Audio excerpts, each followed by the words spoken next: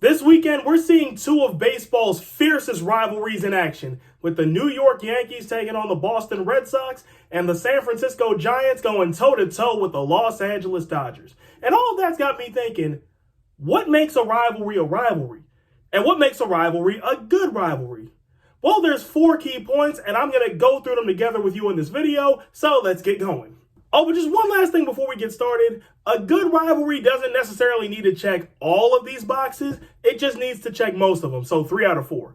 So let's go to category number 1. Category number 1, location.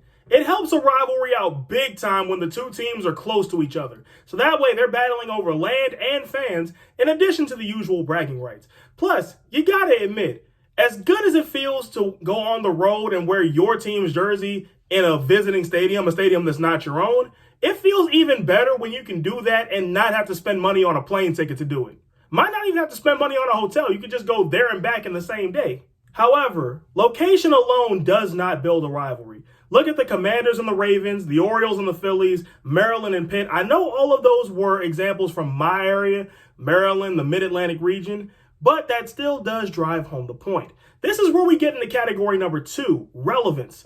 How relevant are the teams in the current playoff picture this season? How relevant have they been in the past handful of seasons? That's right. We're getting into straight up recency here, because it really helps that when the two teams get together, and these two teams even historically have not been able to stand each other, that there is something on the line. Maybe it's for the division. Maybe it's the winner gets into the playoffs. Bottom line is, this needs to be a win that not only does it feel good because of who you beat, it feels good because of what the win did. And this needs to be a loss because not only of who you lost to, the loss needs to hurt because not only because of who you lost to, but what the loss means.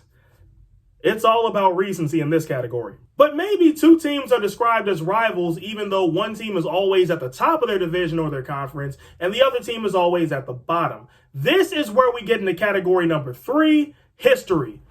And that being playoff history specifically. How often have these teams met in the playoffs? Do these teams go against each other all the time in the playoffs? Because nothing sparks a rivalry quite like a playoff series. Look in the NHL at the Capitals and the Hurricanes, and maybe the Capitals and the Canadiens if Montreal goes for it this offseason. But bottom line is, if you guys meet each other in the postseason and one of y'all ends the other season, yeah, that's beef. That's beef right then and there.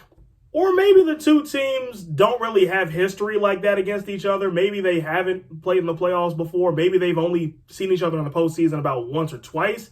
This is where we get into the final category, though, social media. Social media is a very big tool for communication and also a very big tool for starting beef.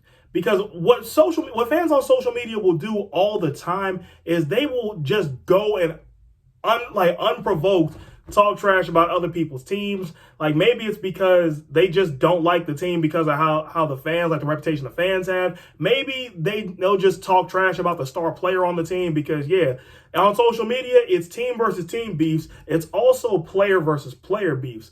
Like, for example, and I know I'm banking on the DMV here again, but Bears fans been talking a lot of trash about Jaden Daniels. Commanders fans been talking a lot of trash about Caleb Williams. And even in the NBA, I'm going to go back a couple years to where Russell Westbrook fans used to be talking big smack about Damian Lillard, and Damian Lillard fans used to be talking big trash about Russell Westbrook. So that's where social media comes into here. And remember, the two teams don't need to necessarily fit all 4 of these categories, but they do need to hit at least 3.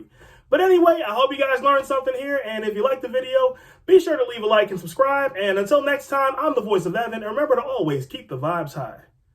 Feels weird to end a video on rivalries on a wholesome note, but I just did.